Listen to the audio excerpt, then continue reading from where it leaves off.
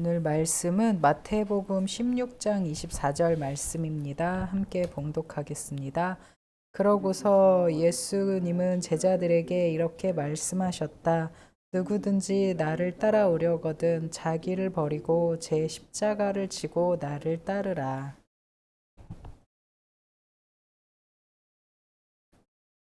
오늘 제목은요. 걸음마기 경험 두 번째 시간으로 자기애적 상처의 치유라는 제목으로 은혜를 나누려고 합니다. 지난주에는 금지 조항을 했잖아요. 이제 그 다음에 이번 주는 조절 능력을 하게 되고요. 다음 주는 전환적인 중간 대상이라는 주제로 함께 나누려고 합니다.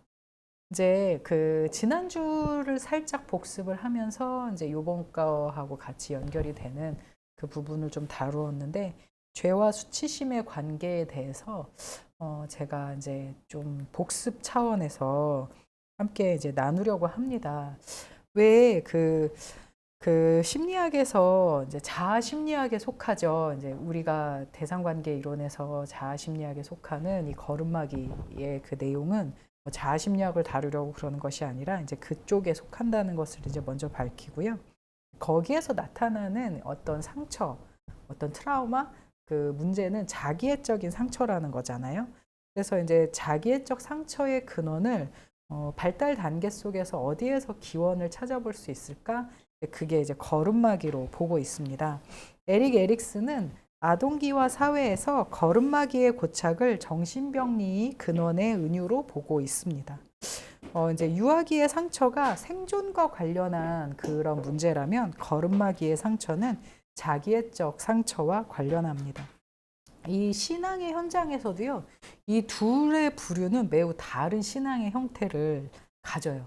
그러니까 유아기적인 상처를 가지고 있는 사람은 이 구원이라는 문제, 생존과 함께 연관이 되기 때문에 구원의 문제에 상당히 큰 은혜를 받아요. 근데 자기애적인 상처를 가진 이 걸음마기의 그 고착과 걸음마기 상처의 은유를 가지고 있는 사람들은요, 구원이라는 개념이 이 생존이라는 개념이 그렇게 크게 다가오지 않고요. 오히려 자기 자신 안에 있는 완전하지 못한 그 모습에 더 중요한 부분을 신앙의 문제로 삼고 있습니다. 제가 이제 지난주에 이렇게 생각을 했었잖아요. 금지 조항이 결국에 그것을 어겼을 때 왜 그것이 인간의 수치가 될까? 참 그 연결점을 찾기가 힘들었다고 했는데 이제 그 부분 이제 지난주 그 부분이에요. 근데 그것이 어떻게 그 성경적으로 수치감과 근본적으로 연관성이 있느냐? 저는 이렇게 해석을 했습니다. 수치심의 정체는 무엇이냐면요. 먼저 우리가 아담과 하와가 선악과를 따먹는 죄로 이제 다시 돌아가 보면요. 그 선악과를 따먹기 이전에 하나님께서 먼저 경계를 지어요. 그러니까 선악을 알게 하는 나무는 먹지 마라.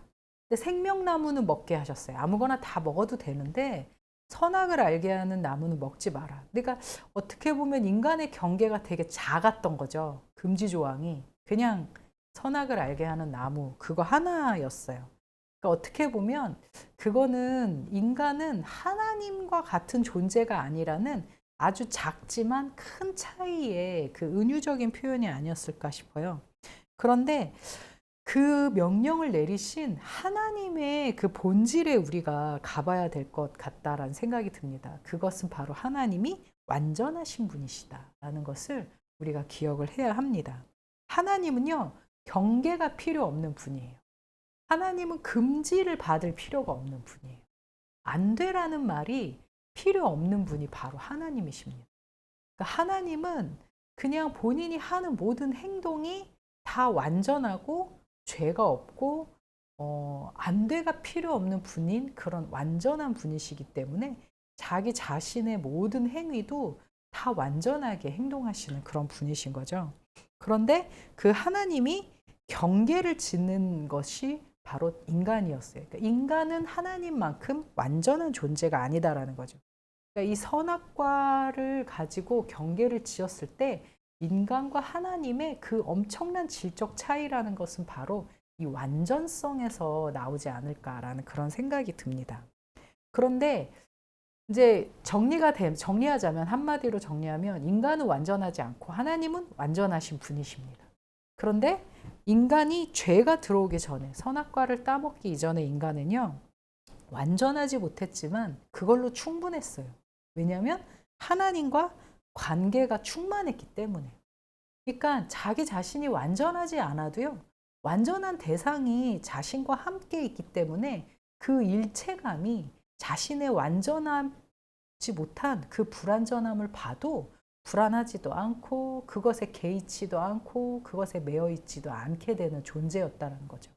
그런데 자기가 선악과를 따먹고 난 다음에 그 불완전함이 보이는 죄, 사망, 이 모든 것들이 들어오게 되었다라는 것입니다. 그러니까 인간은 근본적으로 완전하지 못한 데서 이제 시작을 하는 거죠. 그런데 이제 하나님과 함께 있던 인간이 선악과를 따먹고 죄가 들어온 순간 자신의 완전하지 못함을 인식하게 되는 것이고, 그것이 바로 수치심이 아니었겠는가. 그러니까 어떻게 보면은 그 수치심이라는 것이 그 완전하지 못한 자신의 그것을 아주 그냥 스스로 벗겨버린 거죠. 그거 이제 하나님과 떨어짐으로 인해서 그 완전하지 못함이 벗어지게 되어진 거죠. 그래서 벌거벗었음을 인식하게 된 것입니다. 완전함을 갖지 못한 인간의 자기애적 상처는요, 반항으로 나타납니다. 그러니까 이것은 그대로 이제 사탄의 속성인 거잖아요. 사탄이 하나님과 자기를 비교해서 하나님보다 높아지려고 했는데 결국엔 원래 그럴 만한 존재도 아니었고, 결국에 그 공격성과 반항으로 인해서 사탄은 땅으로 떨어지는 존재가 되었죠. 예수 그리스도의 십자가는 하나님과의 관계를 회복하기 때문에 그 불완전함을 메꾼 것입니다. 그리고 예수 그리스도께서 십자가를 지고 우리를 위해 죽어주신 것이, 그것이 단순히 우리의 죄를 대신 사해 주는 것, 거기에서 넘어서 오히려 하나님과 우리의 관계를 회복시켜 준 거예요. 이전에는 일체감으로 서로 연결되어 있던 하나님과 우리의 관계가 끊어져 있다가 예수 그리스도께서 그 죄 없는 십자가로 제물이 되어 주시고 난 뒤로 하나님과 우리는 하나가 되어진 것입니다. 그래서 우리가 하나님 앞에 수치심이 해결되어졌다라는 것은 무엇이냐면은, 예수 그리스도가 십자가로 우리의 모든 불완전함을 자신의 완전함으로 메꾸어 주었고, 그리고 하나님과의 관계로, 그러니까 하나님과의 관계를 회복시킴으로 불완전함을 메꾸어 주셨기 때문이다라는 것입니다. 그래서 십자가를 의지하는 인간은 천지가 창조되어졌을 때처럼 불완전해요. 그렇지만 하나님 앞에서 수치감을 느끼지 않습니다. 이제 생명나무를 따먹는 존재로서, 하나님과 관계가 연결된 존재로서 수치감에 의한 존재가 아닌 하나님을 바라보면서 하나님의 자존감을 가지고 그 자존감으로 삶을 살아가는 존재가 되는 것입니다. 그래서 십자가를 통해서 우리의 존재가 하나님의 자녀로 변하고 아바 아버지라 부를 수 있는 존재로 도약한 거죠. 그래서 변화되어진 존재가 된 거죠. 이렇게 해서 우리의 그 자기애적 상처, 나는 완전하지 못한 그 상처가 치유되는 것입니다. 그러니까 인간 세상에서 자기애적 상처를 치유하기 위해서 사람들이 어떻게 합니까? 완전해지려고 노력하는 거죠. 니체의 정말 상처 입은 분노라는 그 신해철의 그 가사의 표현처럼, 니체는 그 자기애적인 상처를 무엇으로 극복하려고 했어요? 초인이 되어서, 강한 자, 완전한 자가 되어서 극복하려고 했는데, 오히려 그것 자체가 더 큰 상처를 불러일으키는 그런 결과를 낳게 되었죠. 두 번째로 우리가 함께 묵상할 것은요, 이제 이런 것을 전제로 해서 수치심이 해결되어지는 것이 바로 예수 그리스도의 그 보혈의 능력으로 우리가 수치심이 해결이 되어졌고, 그리고 이제 그 다음으로 조절이라는 주제로 이제 우리가 넘어오게 되는데, 이 조절이라는 주제로 넘어오면서 우리는 인간 영혼의 가능성을 만나게 됩니다. 이 조절이라는 능력을 획득해가는 그 인간의 모습을 통해서, 인간이 어떤 가능성을 가지고 있느냐? 조절의 능력이 완벽하지 않을 수 있어요. 인간이 힘을 조절하는 것, 또 뭐 정말 관략근을 조절하는 것에 그 은유로 어떤 모든 그 살아가는 동안에 힘을 조절하는 것이 완전하지 못할 수 있어요. 그렇지만 그 조절하는 능력의 완전하지 못함을 무엇으로, 그러니까 우리는 완전하지 못한 존재라고 그랬잖아요. 무엇으로 그것을 메꾸느냐? 바로 방향성으로 메꾼다라는 거죠. 그래서 이제 방향성을 한번 우리가 조절 능력과 방향성을 함께 묵상을 해보겠습니다.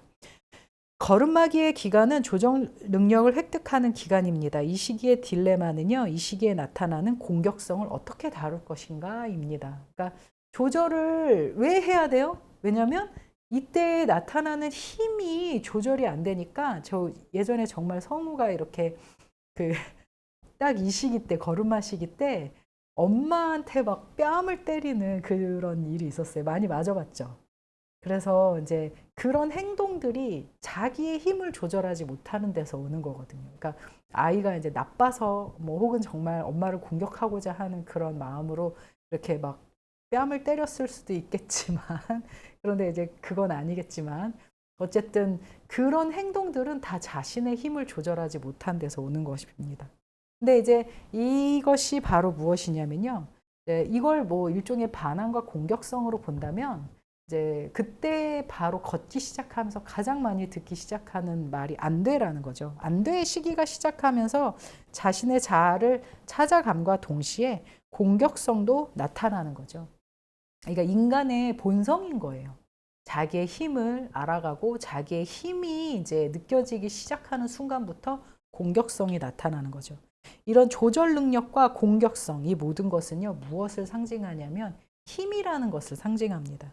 그리고 그 힘을 어떻게 사용할 것인가를 고민하는 것은 우리가 이제 힘이라는 것에 대해서 가장 이제 주제가 두드러지게 이걸 어떻게 조절할 것인가가 나타나는 데서는 이제 권력을 가진 이런 뭐 정치나 이런 사회 속에서나 이런 힘의 문제가 그때에서야 나타나지만 실제로 그 시작은요, 걸음마기에서부터 시작한다라는 거죠. 그래서 인간은 자유의지를 가진 존재로서 그 힘을 어떤 방향으로 사용할 것인가에 대한 선택의 가능성을 가진 존재다라는 것입니다. 인간은 이제 자신의 힘을 어떻게 사용할 것인가. 그것이 그 방향성의 문제라는 거죠. 힘을 나쁜 쪽으로 사용하느냐, 좋은 쪽으로 사용하느냐, 그 방향성의 문제라는 것입니다. 그래서 이제 우리가 이제 이론적인 측면에서 이제 쭉 한번 살펴볼게요. 이제 이 걸음마기 우리가 이제 나누었듯이 심리 발달적인 특징, 이론상에서는요, 신체적인 움직임이 활발해지고 10개월까지 아이는 적어도 빠르게 기어다니고요, 10개월에서 15개월 사이에는 세상을 탐색하고요, 인지적으로 피아제에 따르면 목적과 수단을 함께 놓는 것은 아이들이 시간과 공간, 객관적 현실을 구성하는 데 중요한 열쇠입니다.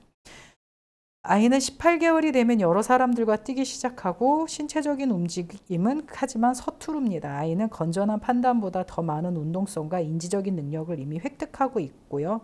그렇기 때문에 계속적으로 주시될 필요가 있어요. 다른 방에서 오랜 시간 동안 조용하다면 정말 가서 한번 살펴보아야 돼요. 이 시기 동안엔 자기만의 세상을 창조하기 위한 아이의 싸움에서 중요한 주제를 발견하게 됩니다. 바로 통제 능력입니다. 자기만의 세상을 형성하려고 할 때 진짜 이제 통제할 수 있는, 조절할 수 있는 그 힘이 주어져야 되는 거죠. 단순히 아이에 대한 외부의 통제가 아니라 아이의 영이 자기 통제 능력을 수립하는 일이 이때 일어나는 것입니다. 그러니까 이때부터 자기를 조절하고 통제하고 자신의 영을 수립해 나가는 그런 시작이다라고 보는 거죠. 외적 통제와 내적 통제 사이에 이 상호성을 행사하는 것은 잠재적으로 장시간에 걸쳐 영향을 미치는 거죠. 그러니까 뭐 안 돼, 뭐 이렇게 엄마가 아이를 조절하게 하는 것은 뭐 지금 비단 그렇잖아요. 우리가 회사를 다니면서도 수많은 회사들이 계속 통제를 걸어오고 있잖아요. 지각하지 말아야지, 월급도 제대로 나오고, 그리고 내 말을, 상사의 말을 잘 들어야지, 너가 승진을 할 수 있고, 이것도 다 세상에서 주는 일종의 통제와 조절, 안돼의 메시지입니다. 그래서 계속 장기간에 걸쳐서 영향을 미치는 문제다라는 거죠. 이 연령의 아이들을 관찰하는 사람이라면 그들의 성취와 외향적이고 주는 것을 좋아하는 태도에 놀라지 않을 수 없을 것입니다. 그러나 동시에 보다 공공연하고 비합리적이며 요구하기를 잘하고 구제할 길 없어 보이는 공격적인 행동의 출현에 놀라게 될 것입니다. 우리가 공격성을 어떻게 이해하느냐에 따라 아이의 행동을 다루는 방식과 아이의 영이 중대한 이 시기에 얼마나 성숙해지는지에 대한 큰 차이를 만들어내게 됩니다. 그래서 이때의 그 아이들이 가지고 있는 이 공격성을 이제 소위 방향성으로 잘 전환을 해 주어야 된다라는 거죠. 그러니까 예전에 그랬잖아요. 이제 배설 조절이 잘 안 되는 경우에 이제 그것도 일종의 수동 공격이라고 이제 저한테 이야기를 해준 적이 있었잖아요. 그러는 것처럼 아이들이 자기가 가지고 있는 그 공격성을 그대로 상대에게 표출하면서 갈 것이냐, 아니면은 오히려 그것을 가지고 어떤 방향성을 설정하면서 갈 것이냐, 그것도 일종의 교육의 가장 중요한 방향이다라고 볼 수 있습니다. 공격성의 라틴어 어근인 아드 그레디오르, 이게 저도 이렇게 찾아서 읽어봤는데요. 에드 그레디오르라는 이 라틴어는요, 에그레시브, 공격성 있잖아요. 어그레시브 뭐 이렇게 말하는 그 공격성의 라틴어 어근인데요. 부정적이거나 긍정적인 요소를 가지고 있지 않아요. 그러니까 뭐 우리가 생각하는 어그레시브 하는 이 공격성은 되게 부정적인 뜻을 가지고 있는데 이 라틴어의 어근에서는요, 그렇게 부정적인 요소를 가지고 있지 않고요, 그냥 단순히 무엇을 향해 움직인다라는 어떤 중성적인 개념이래요. 따라서 이런 관점에서 자신을 사랑해서 누군가를 향해 움직이는 것은 자신이 사랑하는 누군가를 향해 움직이는 이 행동도 그 라틴어의 어근에서 보면 에드 그레디오르라는 표현이라는 거죠. 그러니까 이제 예를 들어서 신학적인 용어로요, 우리가 심리를 가주는 것, 오리를 가주는 대신 심리를 가주는 이런 아주 적극적인 형태의 자기의 힘을 발산하는 그런 형태인 거잖아요. 그러니까 이런 어떤 일종의 방향성을 가지고 에너지를 방출하는 행위가, 그것도 공격성. 그러니까 이게 공격성이라는 표현보다는 라틴어의 어근인 그 말 그대로 에드 그레디오르라는 이 방향성으로 이제 이야기를 한다라는 거죠. 왼쪽의 뺨을 치면 오른쪽의 뺨을 돌려대주는 이 행위 자체도 그 상당히 상대로부터 공격을 받았는데 그걸 더 이렇게 적극적으로 자기의 뺨의 그 방향을, 다른 방향을 내어주는 그런 형태도 방향성을 이야기를 하는 거죠. 에너지를 다른 방향으로 돌려버리는 거예요. 그러니까 어떻게 보면은요, 이런 긍정적인 의도를 가지고 이 공격적인 그런 행동 자체도 소위 공격성을 가진 행동이라는 거예요. 그러니까 방향성 자체가 좋은 선한 방향으로 가는 거죠. 나쁜 방향의 공격성이 아니라 선한 방향의 공격성으로 가는 거죠. 그래서 긍정적인 의도를 가지고 있지만 사실상 상황을 떠맡아서 자기가 스스로 선택한 방향 안에서 그것을 움직이게 하는 행동이다라는 것입니다. 그래서 긍정적인 공격성과 부정적인 공격성으로 나누어집니다. 그러니까 이건 결국에 그 안에는 무엇이 있다라는 것입니까? 힘, 에너지가 있다라는 거죠. 그러니까 에너지가 어떻게 긍정으로 발산이 되느냐, 부정으로 발산이 되느냐, 이 차이라는 거죠. 그래서 긍정적인 공격성, 이 에너지가 긍정으로 발산하면 미래지향적이고 희망적이고 생명을 주는 것이다. 이런 식으로 이해될 때 전생에 걸쳐 인간 영은 세상을 창조하고 구성하는 추진력에서 공격적이며 특히 변화될 필요가 있는 장애물을 만날 때 공격적으로, 긍정적으로 말하면은 더욱더 적극적으로 전략을 막 더 열심히 살고 더 열심히 막 파헤치고 막 포기하지 않고 끝까지 해내고 하는, 이것도 일종의 긍정적인 공격성이라는 거죠. 그래서 이제 우리가 축구나 이런 걸 보면은 공격 그 자체가 나쁜 건 아니잖아요. 그러니까 영적 유사성에서 창조주의 영은 마음을 애통하게 하고 조명하고 생명을 줄 때 가장 공격적이지만 이것은 죽음으로부터 생명을 가져온다라는 거죠. 그러니까 이제 팁을 주면요, 자기애적인 그 상처를 가지고 내가 완전하지 못한 그런 상태에 이제 자기애적인 상처로 이렇게 막 그렇게 있잖아요. 막 무기력하고 의미 없고 공허하고 막 이런 상태의 그런 것에 우리가 만약에 치유적인 개념을 도입을 한다면, 잠깐 이제 좀 플러스를 해서 잠깐 이렇게 뭐라 그러죠? 딴청을 피워서 제가 이 말씀을 드린다면 이것은 무엇이냐면 그렇다고 그래서 내가 무의미하고 공허하고 뭐 완전하지 못하고 그래서 내 자신이 조금 이렇게 뭐라 그럴까 아무것도 아닌 것처럼 여겨질 뿐인 것이지 내 안에 힘이 없는 건 아니라는 거예요. 그렇잖아요. 동의하십니까? 내 안에 힘이 없는 게 아니에요. 그러니까 중요한 것은 내가 지금 내 안에 힘이라는 것을 인식하지 못하고 있다는 거예요. 그 힘을 인식하고 그 방향성을, 공격성을 긍정적인 방향으로 돌리는 것이 그것이 바로 치유라는 거죠. 일종의 자기 스스로의 자가 치유 안에서요. 반대로 부정적인 공격성을 함께 볼게요. 한편 부정적인 공격성은요, 본질적으로 궁극적으로 이제 정반대인 거죠. 생명을 죽음의 힘 아래로 가져오며 가능하다면 그것을 파괴시키기도 합니다. 이것이 악의 궁극적인 목표입니다. 단순히 인간의 생명과 다른 모든 피조물들을 파괴시키려 할 뿐 아니라 가능하다면 생명 그 자체의 근원이신 하나님까지도 파괴시키려 듭니다. 악은 1차적으로 피조물을 향하는 것이 아니라 하나님께서 좋다 말씀하신 피조물의 파괴를 통해 창조자의 파괴에 도달하고자 합니다. 그러니까 사탄적인 거죠. 사탄이 그랬고요. 그러니까 결국에 보면요.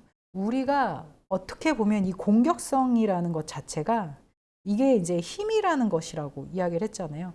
어느 방향으로 방향성을 가지고 있어야 되는데 어느 방향으로 갈 것이냐가 중요한 문제다라는 거죠. 그래서 정말 이렇게 왜 우리가 그런 거 있잖아요. 누군가를 너무나도 사랑했는데 그 사랑이 곧 애증으로 변하게 되는 것. 이것도 일종의 우리 안에 있는 내면에 있는 힘의 그 방향성이 바뀌어지는 거잖아요. 근데 힘은 우리 안에 똑같은 힘이라는 거예요. 에너지인 거예요. 그러니까 되게 중요한 거는 어디에 방향성을 두느냐가 중요하다는 거죠. 그러니까 어린 시절에서부터 자라가면서 그 아이에게 어떤 방향성을 설정해주고 가게 할 것인가를 매겨주는 것은 매우 중요한, 교육적으로도 중요하고 심리적으로도 중요한 거예요. 여기에서 우리가 이 공격의 힘이 어떻게 확 달라지는 그것을 우리가 누구를 통해서 볼 수 있냐면요. 가룟 유다를 볼 수 있는데요. 그가 처음에는 예수 그리스도의 제자로 들어왔을 때 그가 정말 긍정적으로 방향성을 긍정적으로 잡았을 때는 예수 그리스도를 통해서 내가 이 땅에 독립을 이루어보겠다라는 그런 꿈이었을 거 아니에요. 근데 그게 그 힘이 그 에너지가 확 바뀌어지면서 그것에 대한 배신으로 바뀌어지게 된 거죠.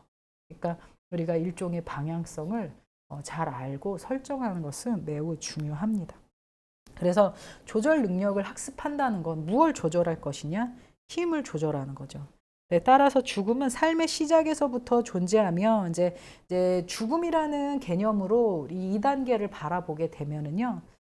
실제로 이제 여기에서 뭐 죽음이라는 그런 개념은 좀 발견이 안 되죠. 왜냐하면 이제 힘을 인식하기 시작했으니까 죽음이라는 것보다는 이제 내가 살아갈 수 있는 힘이 있구나, 역동이 있구나, 생명이 있구나라는 것을 인지하기 시작하는 순간이잖아요. 그런데도 삶의 시작부터 존재하면서 부분적으로 소망이며 동시에 부분적으로 위협이며 발달이 전개되고 삶이 더 흥미로워지고 충족되어져 감에 따라 좀 더 위협적이 되어집니다. 그러니까 이제는 처음에 1단계에서는 내가 살 것이냐 죽을 것이냐 생존의 문제였잖아요. 그런데 이제 2단계에서는 자기가 힘을 발견하게 되고요.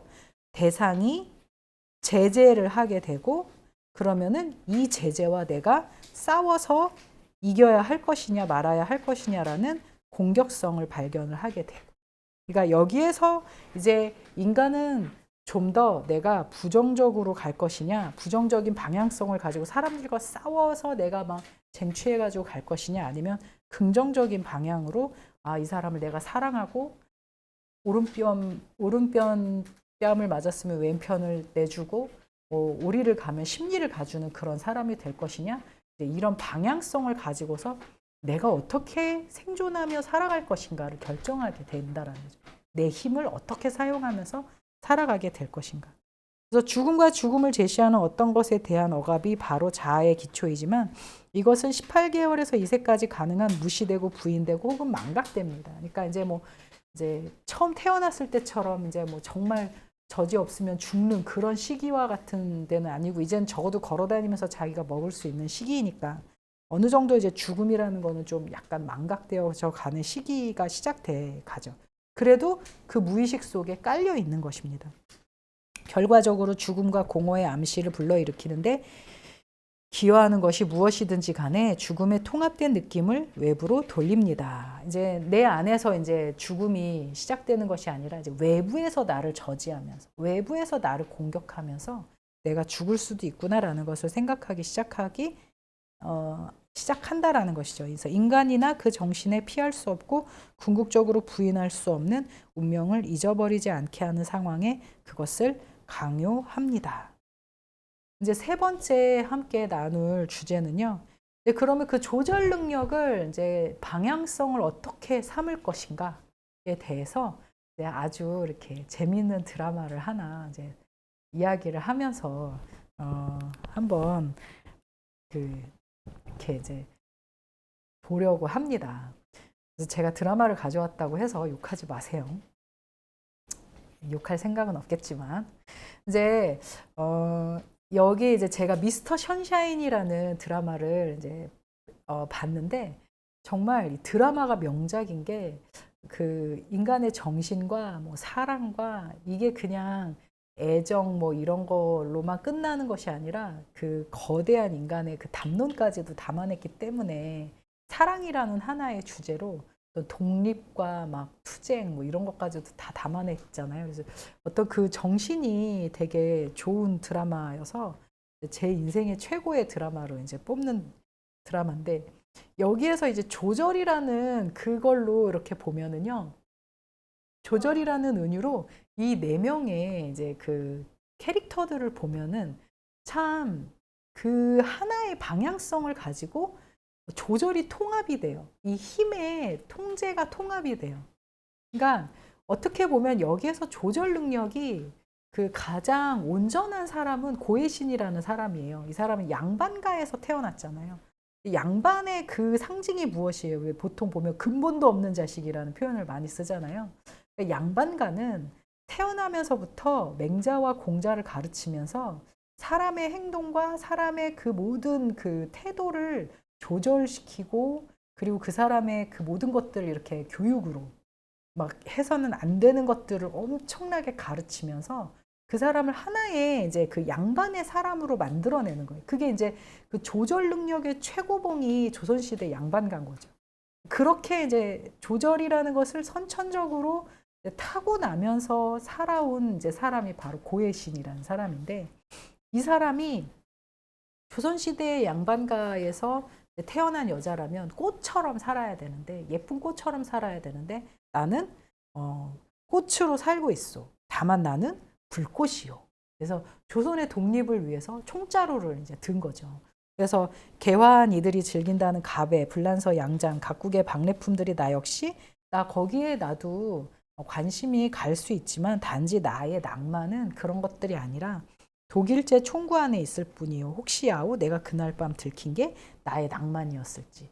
그러니까 조선의 여인이 가지고 있는 그 조절 능력의 양반가의 규수로서는 절대 가질 수 없는 다른 것을 품었는데 결국에 그 방향성이 조선의 독립을 향해 가지게 되는 거죠. 근데 이제 실제로 반대편에 완전 반대편에 상민으로 태어나서 천한 이제 그 종으로 태어났고 조절 능력이라고는 1도 가질 수 없는 그런 이제 가정에서 태어났는데 이 사람은 미국으로 넘어가서 미국에서 군인이 되어서 외국의 조절 능력을 획득한 거죠. 이제 소위 이제 군인의 조절 능력, 아침에 기상하고 이제 그 몸을 단련시키는 그런 조절 능력들을 가진 거죠. 그러니까 그런 그가 어떻게 방향성을 가지게 됐냐면 이제 불꽃을 이제 고해신이라는 불꽃으로 사는 그 여자를 사랑하다 보니까 자기가 의도치 않게 미국으로 가서 한국이란 나라를 증오하고 그렇게 살았음에도 불구하고 고해신이라는 여자를 사랑함으로 인해서 이제 조선의 독립을 위한 길을 걷게 되는 거죠. 그래서 이제 저는 이 기도문이 너무 막 가슴에 와닿는 게 내 아버지 요셉의 아버지이신 하나님 내 남은 생을 다 쓰겠습니다. 그 모든 걸음을 오직 헛된 희망에 의지하였으니 살아있게 하십시오. 그 이유 하나면 전 나는 듯이 가겠습니다. 그러니까 이 사람에게 조선의 독립을 위한 것은 전혀 없었는데 이제 고해신이라는 사람 하나를 살리기 위해서 조선의 독립을 위해서 자기가 나는 듯이 가는 그런 존재가 되는 거죠. 그래서 결국에 마지막 장면에 조선의 독립을 위해 그대는 나아가시오. 나는 한 걸음 물러날 테니. 고해신을 위해 대신 죽고 자기 자신은 고해신이 독립운동을 할 수 있도록 도와주는 모습을 보여줍니다. 그런데 이제 세 번째 캐릭터인 이 유연석 이 캐릭터는 이제 그냥 조절 능력이란 1도 없는 삶을 사는 거예요. 그러니까 고해신처럼 혹은 유진초이처럼 미국에 가서라도 조절 능력을 얻어온 그런 사람이 아닌 거예요. 그냥 이 사람은 정말 망나니로 살 수밖에 없고 그냥 칼로 베어버리는 그런 인생을 살다가 그 사람의 인생에 최초의 조절 능력을 일깨워준 사람이 이제 바로 이제 고해신이었는데 그걸 아주 이렇게 딱 구조화 시켜준 사람이 바로 고사홍에 대해서 나타나는 거예요. 이제 이 사람 유진초이와 이제 구동매를 불러놓고 고사홍이 하는 말이 무엇이냐면 구동매에게 돈을 받으면 뭐든 다 한다 들었다. 내가 줄 수 있는 전부 다 이제 전답 막 그 땅 문서를 주면서 돈 문서였는지 그걸 주면서 애신이를 지켜줘라 라고 말을 하는데 구동매가 왜 저는 지키는 자요? 저자는 죽이는 자입니까? 물불 가리지 않고 지키는 자와 그러니까 이제 고사홍이 하는 말이 물불 가리지 않고 지키는 자와 고심하며 완벽을 기하는 자, 담을 넘어 들어오는 자와 대문으로 들어오는 자의 차이다. 그러니까 너는 그러니까 이 사람의 그 생명에도 관심이 있었던 거죠. 네가 진짜 사람답게 살기 위해서는 너는 그 칼을 죽이는 칼을 누군가를 지키는 칼로 바꾸었을 때 그래야 너의 인생이 의미 있는 삶을 살 수 있다라고 하면서 백정에서 지키는 자로 이제 이 사람을 방향성을 딱 잡아줍니다. 구조를 잡아줘요. 근데 이제 거기에서 이제 마지막 이제 애틋하고 뭔가 보호 본능이 일어나는 그 남자의 캐릭터인 이 남자가 희성이었죠. 그래서 이 희성 김희성이라는 사람은 항상 하는 말이 그거예요. 나는 원래 무용한 것을 참 좋아하오. 달, 별, 꽃, 웃음. 그러다 흘러가는 대로 살다 먼 곳에서 죽는 것이 나의 꿈이라면 꿈이요. 그러니까 양반가에서 태어났지만 그 할아버지도 양반답지 않은 양반이었고, 그러니까 선하지 않은 양반이었고, 자기 자신은 양반으로 태어났지만 양반으로 살고 싶지가 않은 거예요.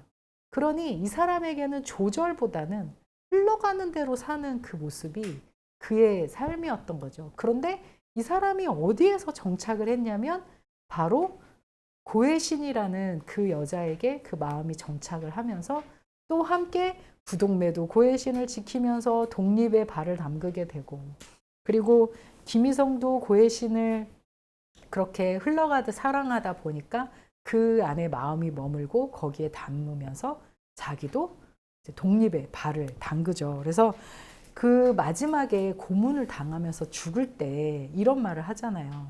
나는 원래 무용한 것을 좋아하는 사람이었는데 내가 살다가 먼 곳에서 죽는 것이 나의 꿈인데 지금 그 사람이 그 김희성을 막 죽이면서 그 고문을 하면서 자기가 먼 곳이잖아요. 막 흘러가다가 멎어지는 그 딱 그 순간이잖아요. 근데 거기에서 고해신, 유진초이 이런 사람들하고 막 엮여져가지고 고문을 당하고 있는 거예요. 그랬더니 하는 말이 그런 이유로 그들과 함께 묶인다면 그렇게 묶여서 내 인생이 멎어지고 거기에서 죽음을 맞이하고 내가 여기서 죽을 수 있다면 영광이요 라고 말을 하면서 무용한 것을 좋아했던 이 한 사람의 인생이 유의미한 인생으로 바뀌게 되어지는 거죠. 그래서 어떻게 보면 이 영화에서 이 드라마에서 보여주는 어떤 하나의 방향성은 이제 일종의 사랑이죠. 근데 그 사랑이 사랑의 방향성이 너무 숭고했어요. 그 안에 이제 조선이라는 그 독립의 그 키포인트가 최종 목적지가 있었잖아요. 그래서 의미를 찾고자 발버둥 치던 젊은이들의 이야기 속에 그들이 가진 방향성의 공통점은 우연인 듯 결연인 듯 그들의 방향성이 조선의 독립이 되었습니다. 우리의 방향성, 그렇다면 우리가 정말 이 4명의 캐릭터 중에서 정말 살아오면서 자기가 교회를 다니면서 교회의 그 조절 능력 안에 안대를 수도 없이 들어오면서 살아왔던 사람이든지, 희성이처럼 흐르는 대로 살아왔던 사람이든지, 혹은 동매처럼 막 누구를 죽이면서 이렇게 살아왔던 사람이든지, 중요한 거는 결국에 그 방향성은 하나로, 온전한 것으로, 긍정적인 것으로, 올바른 것으로 점철되고 매겨질 때, 그럴 때 그 힘의 의미가 있다라는 거죠. 그래서 우리가 그 방향성을 예수 그리스도를 향한 사랑으로, 그러니까 마치 이렇게 드라마에서 애신이라는 한 여자를 사랑하면서 그들의 인생의 방향성이 설정되듯이 우리가 예수 그리스도라는 그분의 십자가를 사랑하면서 우리 하나의 결말을 딱 종지부를 찍을 수 있다면 어떨까?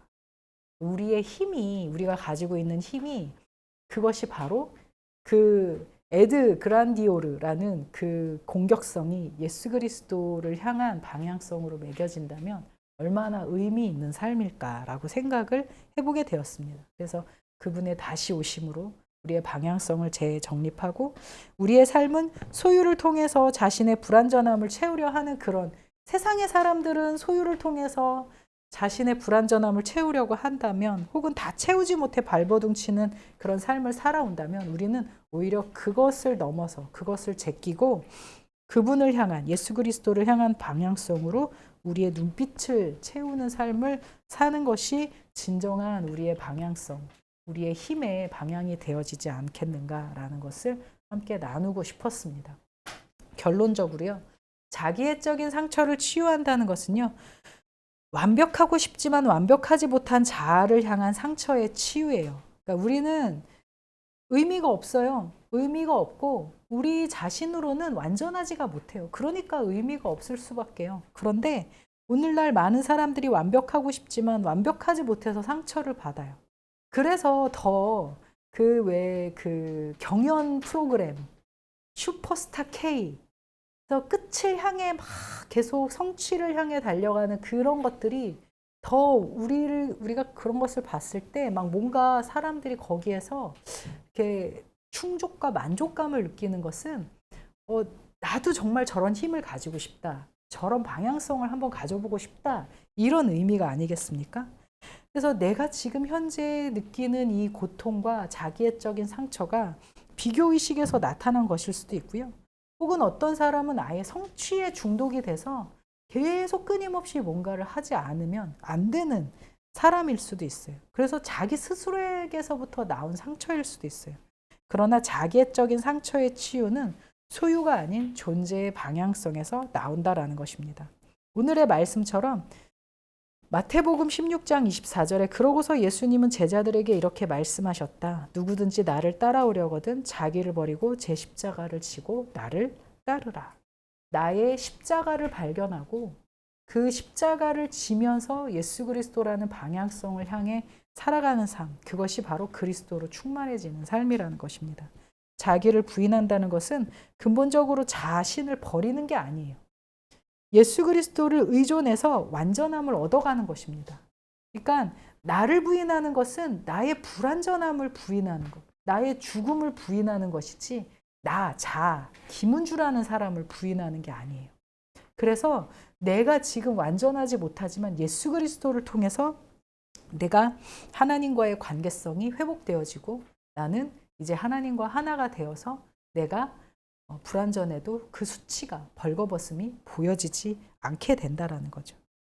그래서 때문에 십자가를 지는 것은 우리의 삶의 방향성을 설정하고 예수 그리스도를 닮아간다는 점에서 오히려 자기를 충만하게 세워가는 행위인 것입니다. 예수 그리스도를 닮아가는 행위에서 불완전한 인간의 자기애적인 상처가 치유되어집니다. 예수 그리스도로 충만한 삶에서 인간의 자기애적인 상처가 치유가 되어집니다.